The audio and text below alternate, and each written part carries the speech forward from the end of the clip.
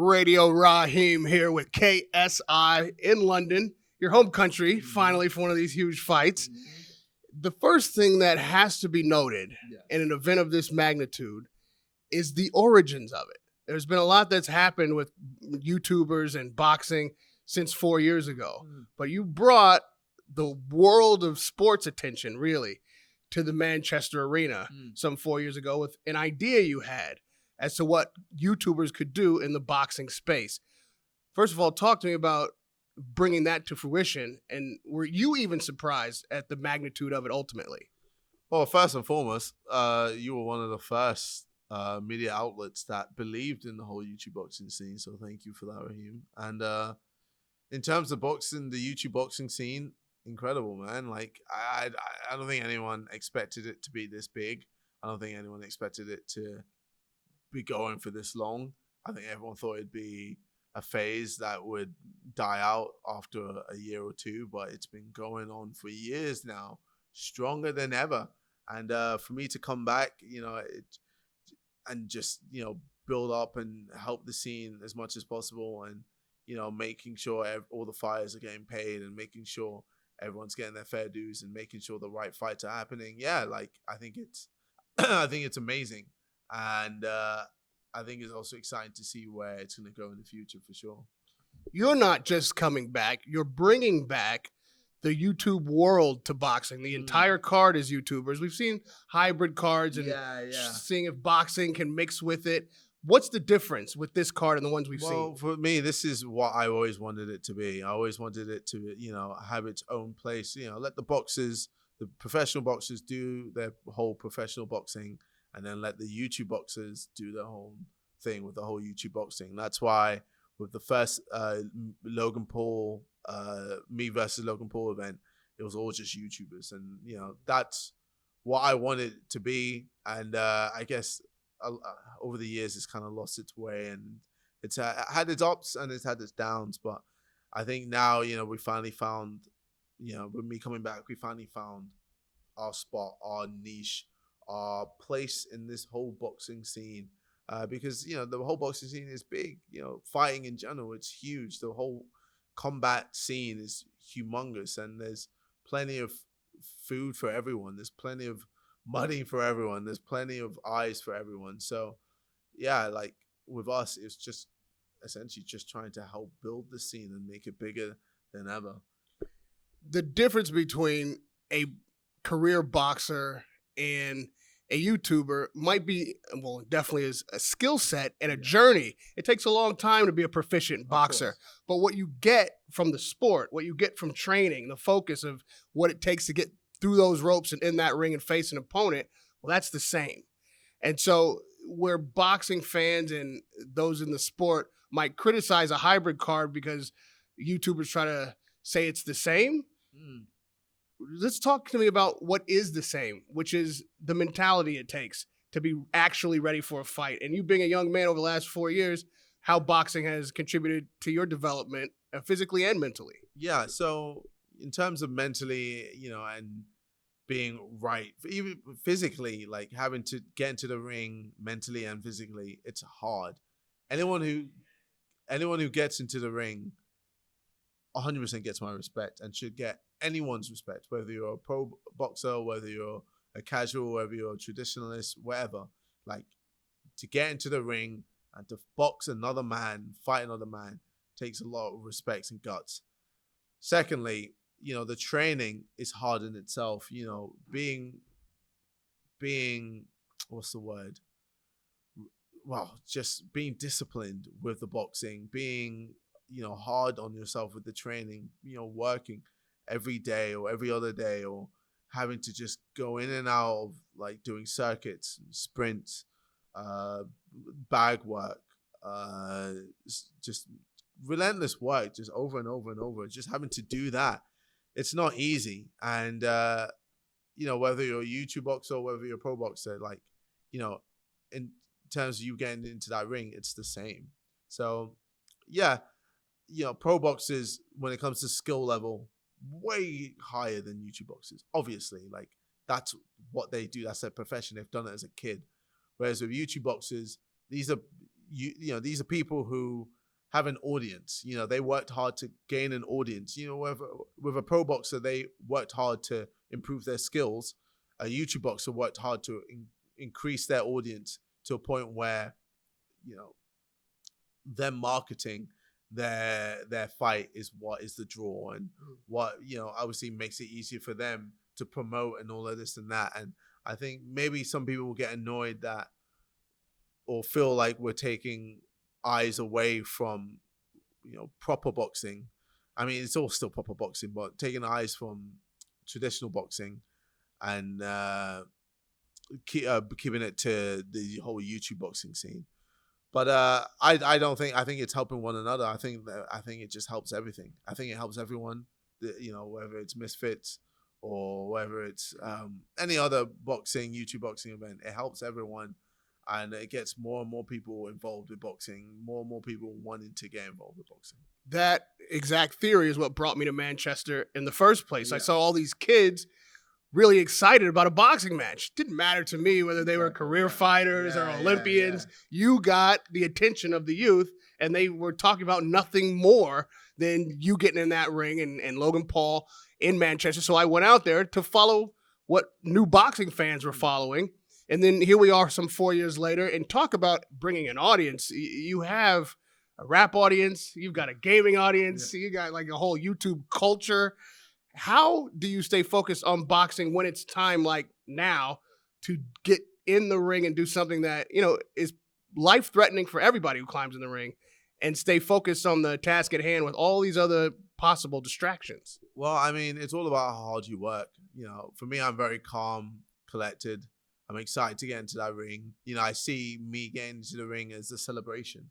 It's a celebration of all the hard work that I've done, behind closed doors. All the times when I've had to do loads of press or I have to do, Simon videos, or I have to do videos of my own, I'd still find time to train. I'd still find time to wake up early, 5 a.m., 4 a.m., 6 a.m., just to train, to make sure I got it in so that, I'd feel accomplished each day. So now, I'm here to show everyone that I've put in that work, and, I'm focused. I'm going to get in that ring and show everyone that I'm a serious guy. I'm a serious contender when it comes to knocking out Jake Paul. Last we talked, I was in the center of the ring at Staples Center to a sold-out crowd. You just won the fight against Logan Paul, and you said it's done. That boxing that's it for me. I've done what I came to do. I'm finished.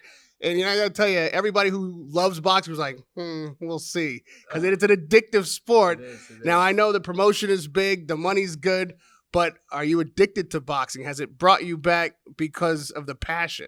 I've always had the passion. I've always enjoyed it.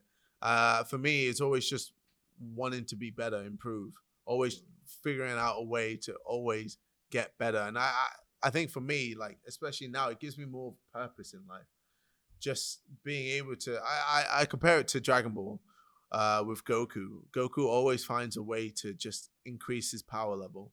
Whether he's fighting the toughest enemy or toughest opponent, he always finds a way to just keep getting better and keep getting stronger and faster and everything. So for me, I like that. I like having that purpose in life where, I know I'm not the best at something, but I can get there. I wasn't the best at singing, and I've been improving, and I'm getting better at singing. I wasn't the best at rapping, and then I improved and I got better at rapping. I wasn't the best at boxing, but I've improved and I've got better at boxing. So it's all just about improving oneself and getting better and better and better. Just seeing how far you can go. And, I came back. I said I was finished.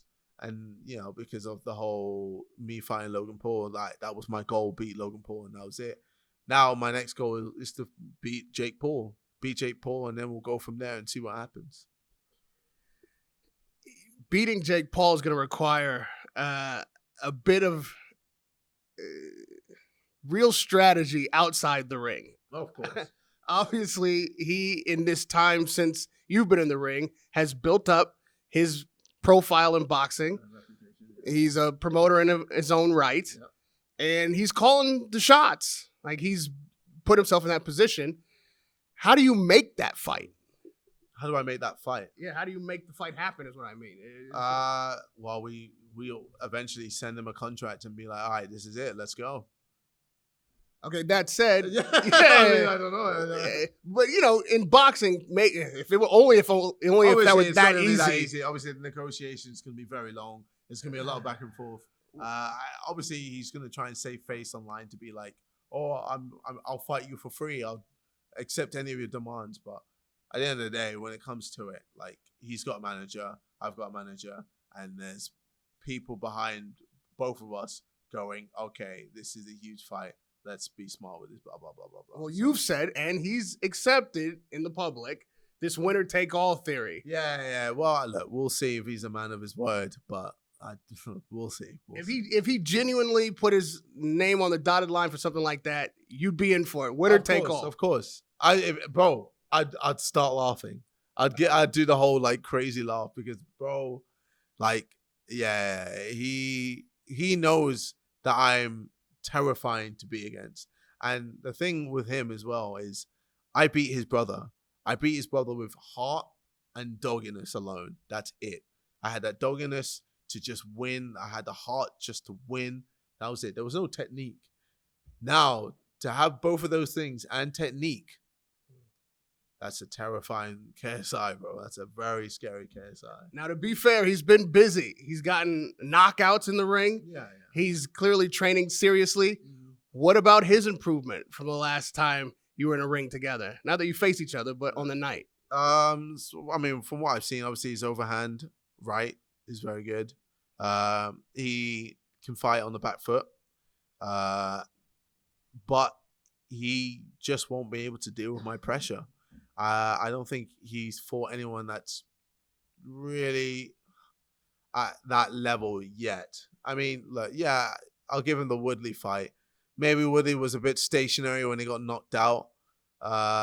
And to be honest, that whole fight in general before that knockout was pretty boring. Not much was happening, skill-wise. It was very slow output-wise. So I think when it comes to me fighting Jake Paul, we're going to have a strategy. Me, Alexis, and Maris are going to go in. We're going to have a strategy. We're going to have everything planned. We're going to have everything we need to do in order to destroy Jake Paul. And, it's going to be great. And it's going to be easy. And it's going to be a very good time for all of us. You talk about you and Alexis.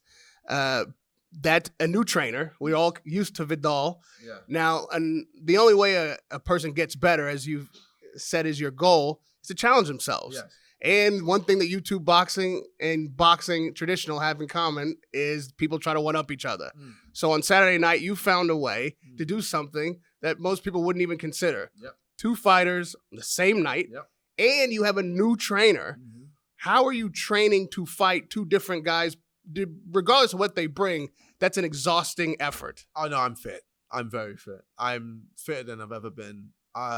It's funny, I thought I was going to be fighting them back-to-back. Mm-hmm. Yeah, it was only a few weeks before when they told me that I was going to be first and last in terms of this card. But yeah, I'm fit. Like, I could do as many rounds as I need to. I know no one's going to work as hard as me. I know no one's going to be as fit as me. When I get in that ring, I'm relentless and I have power. I'm a powerful guy. I hit hard. Like, even a simple jab can bust someone's nose up. So yeah, it's going to be a long day for whoever's in front of me. And for me fighting 2 people, light work. If anything, I probably could have made it 3. I was surprised that you and Stormzy had such tension on the dais. Swarms, I'm sorry. I was surprised that you and Swarms. I was like, Stormzy. I was like, what? That's the 3rd fight. Yeah. You and Storms had such tension because I thought, okay, these guys are friends. They've made a record together. They're going to make some money on Saturday night. Yeah. But it didn't appear to be that today. Well, I mean, with all the artists that I've worked with, doesn't mean we're all friends. Yeah, for me, I've worked with Tom Grennan. Yes, we're actually friends. Me and Anne-Marie, yes, we're actually friends.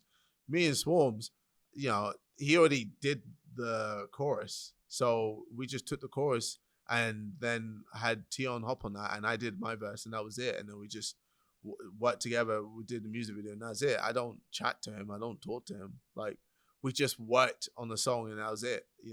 As Trippie Redd loves to say, it's just business when it came to the music.